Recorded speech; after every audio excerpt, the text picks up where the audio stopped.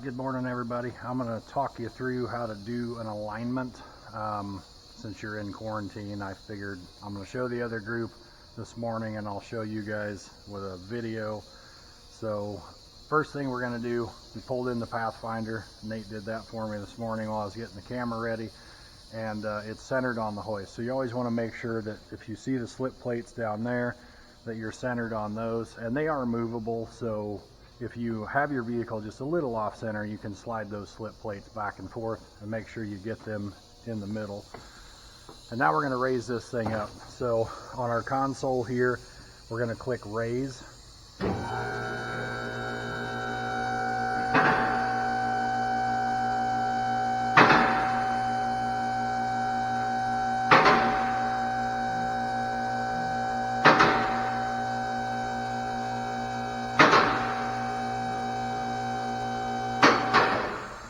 And then we're going to click lower. So right now we're sitting on the safety latch, and we're going to go ahead and crawl underneath to give everything a good look, and then we're going to jack this thing up.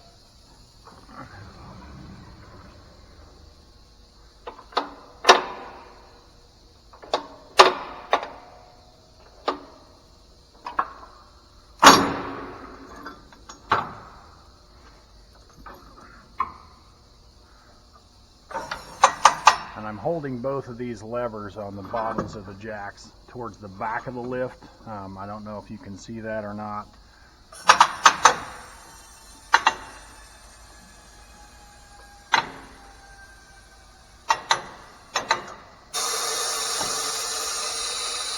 And then I pulled both of those levers back so that the jack is now sitting on the safety latch. And the reason we always jack them up before we do an alignment is we really need to shake them down and make sure we don't have any loose parts. And this feels pretty darn good. We'll go to the other side, see what it looks like.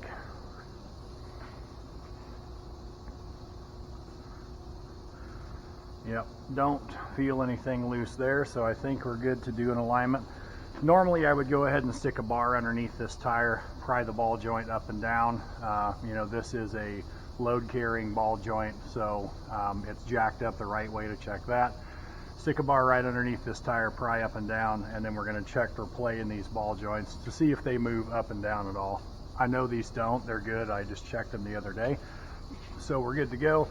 I do notice we have a little bit of a CV boot leak over here. That side also seems to have a little bit of wear and tear.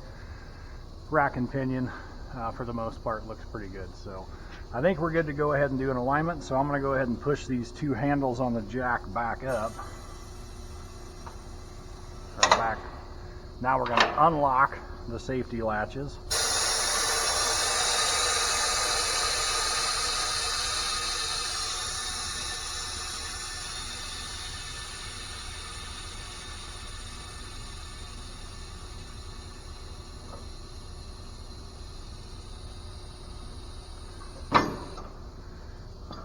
We're going to go ahead and slide these in and then turn them sideways so the jack can go down all the way. We'll caution you when you get back on Monday when you're practicing to remember to do that. And then we're going to throw the pivot lever and pull this jack back up and slide it back out of the way. And now we're ready to start our alignment software. So what we're going to do is, I told you in class, if you're ever in question, click the green button. So we're going to click begin alignment.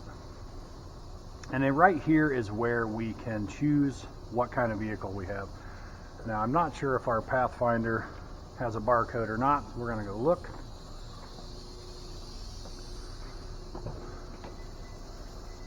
And it does. So we're going to scan the barcode. And so what you can see up here, Pathfinder 2002 4x4 accept those tires, so it even knows what kind of tires it has on it. Get the barcode scanner back on its charger there. And what this is saying is this has an electronic stability control system, and we're going to have to reset that when we're done with the alignment. There's some special procedures to do so. Then we're going to click OK.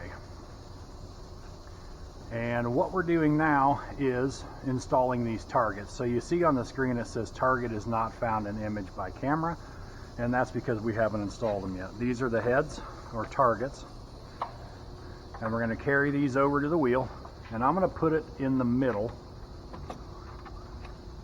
with the hunter emblem facing up, and I'm going to clamp it down just like that. And I'm going to step back, and it looks like that's pretty close to the middle. Move that over just a little.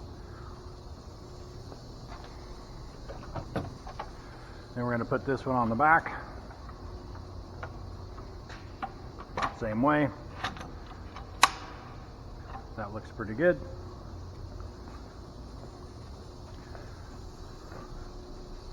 I'm sorry my camera's probably shaking around a lot. I've got the anti-shake on, but I'm sure it's not quite helping enough.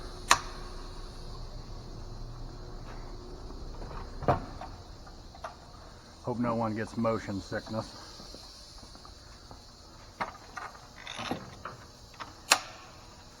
All right, got all 4 heads on. And what we see on the screen now, that error message went away because now it sees all 4 of those targets. So what we're going to do now is roll the vehicle backwards. It's going to beep, and then we're going to roll it forward. So we have our wheel chocks right here, and we can go ahead and leave that front one about where it's at. Now when you're rolling these vehicles back, obviously that camera up there is looking at our target, so we can't be in the way of that. So I'm going to roll this back once I get it into neutral.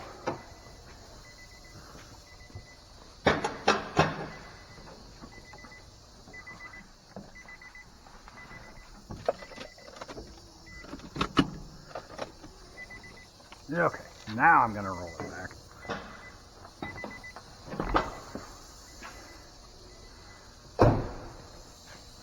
And we should be able to hear the beep because I can't see it right now.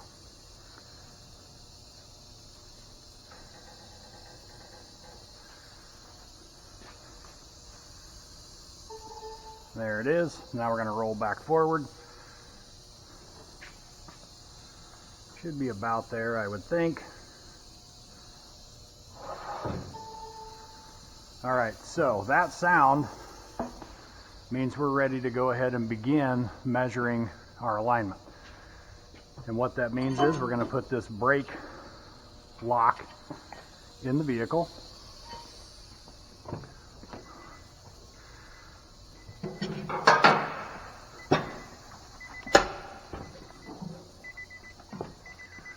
So we're going to put this against the brake pedal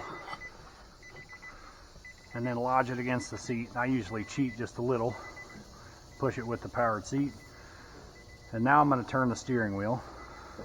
Well, actually I forgot a step. Got to pull the slip plate pins out.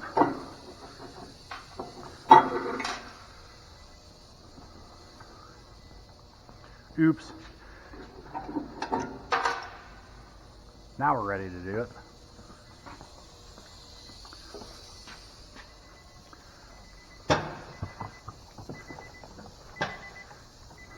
Okay.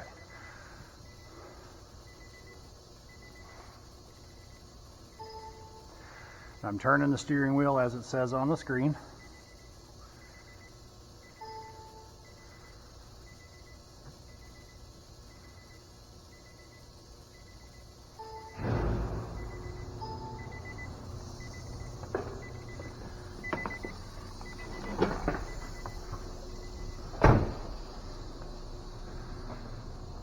Okay, so there's our alignment printout. I'm going to go ahead and get this off the screen, and you can see the right front toe is a little bit off. Camber looks great, caster looks great, steering axis inclination, which you haven't learned about yet, but you will, is fantastic. Don't forget, the rear is grayed out, but we still want to look at it because of thrust angle, and we have 0.01, so can't get much better than that.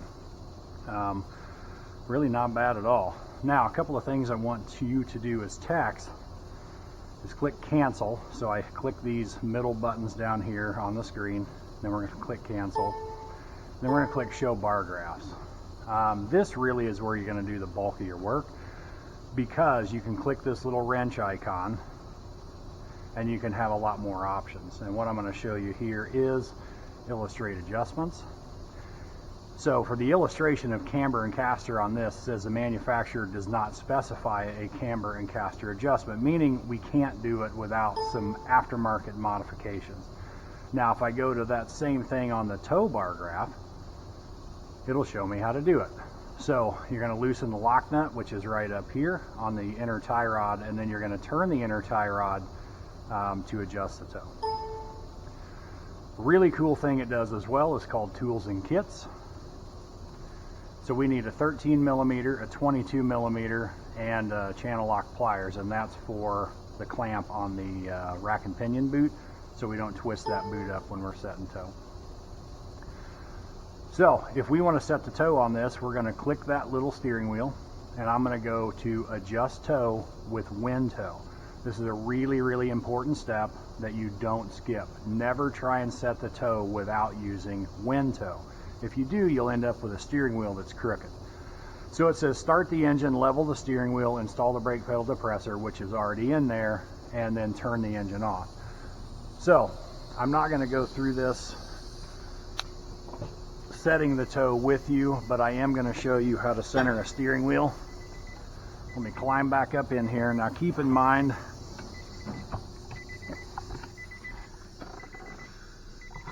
we are already brake pedal depressored. We're going to start the engine up,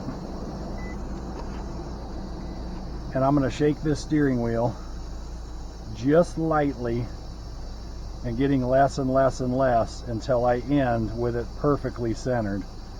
And then I'm going to turn the engine back off.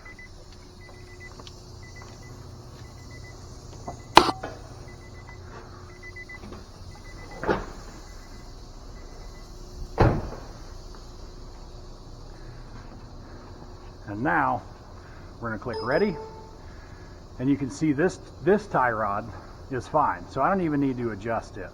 We would go to here, and this is the one that's off. It's actually the left one. So I would raise it up, which I can do it from here. I can do it clear up in the air. It makes really no difference. I'll go ahead and raise it up some more.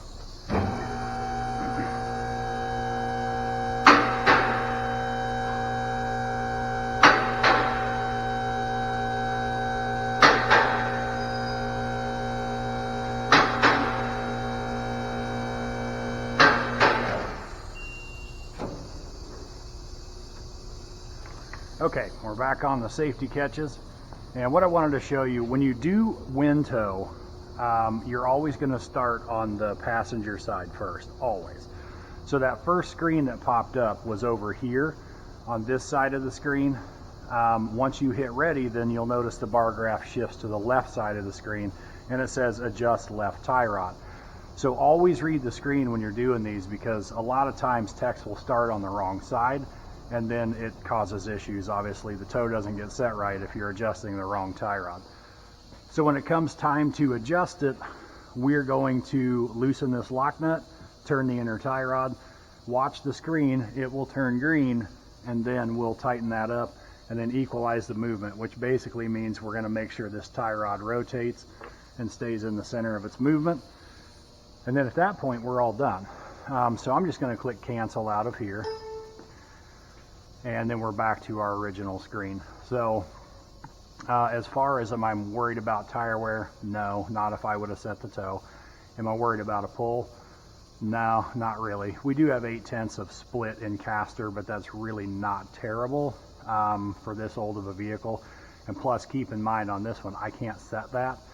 So that's got to be a fatigued part, something that's maybe slightly bent, could even be a slightly bent chassis or frame, because the caster is just a little bit too high. It could also be that the rear springs have gotten weak and the back frame angle is down, and then that increases caster. So you just kind of never know until you start really investigating those. So let's say we would have set the toe on this, and we're all done. Then I'm going to click print,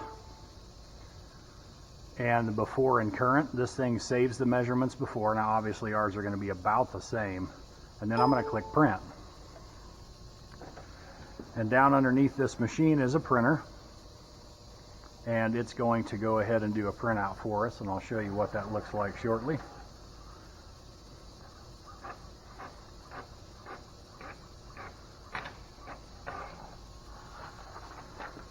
So there is our alignment printout. I'm assuming you can see that, or I hope you can. And this basically, again, shows before measurements and current measurements, meaning what was it before you did the alignment and what was it afterwards.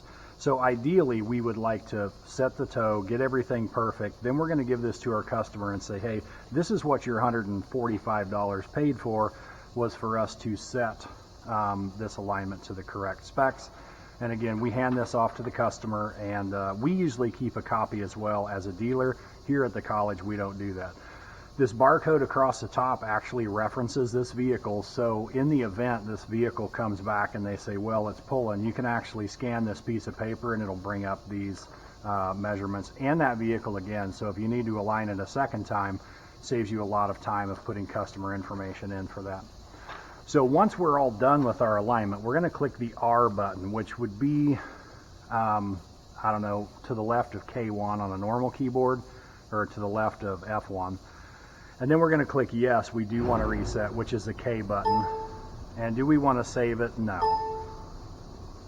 And now we're back to the start screen. And you always want to end your alignment with it back on the start screen, because when you take these targets off the vehicle, the screen's going to go all red. So let's say your customer walks by at that point, they're going to see a bunch of red on the screen, and they're going to think that you did not do an alignment. So I'm going to let this thing down a little ways so I can get to those targets easier. To lower this hoist, we're going to go up first. And we're going to go lock release and then lower. And you can see this hoist is much faster than our 4-post. Now I let off both buttons simultaneously. Raised it back up to the locks, and then set it down on the locks. Now we're going to take these targets off, and these do really need to go back in the racks they came out of. So the front ones go on the top, the back ones go on the bottom. And there's more to it than what I just showed you, but obviously I wanted to make just a short video for you to watch this morning, so you could kind of see what's going to happen in class today. I really wish I had a little preview camera so I could see what you were seeing, because honestly, I think it's going to be okay, but we'll see once I upload it. Oops, I just broke my own rule. You see that? That's a front one. That goes on the top.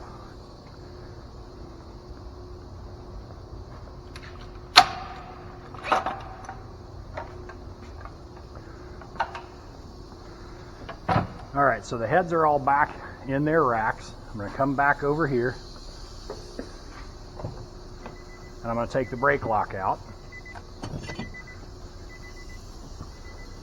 and I'm going to put it away. Goes right here. And now we're going to roll this vehicle back, because we're on these slip plates on the front, and if you put a front wheel drive car in reverse on those slip plates, it'll actually break them.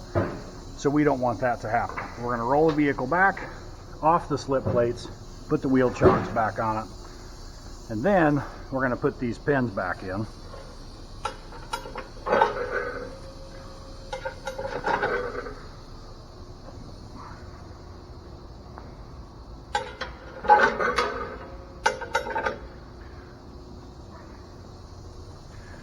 And then we're going to let our vehicle down all the way.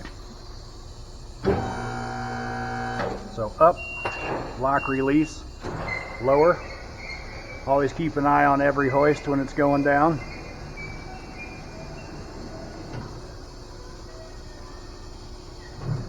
And we're there. So at this point, we're going to go inside, place the vehicle back in park, take the key out, set it in the seat, and we are done. So on Monday when you get back to class, we'll show you, you'll get to practice this a whole bunch of times with both of our alignment systems, but that's kind of the quick and dirty how to do a 4-wheel alignment. So I will chat with you guys as soon as you're out of quarantine. Thanks. Bye.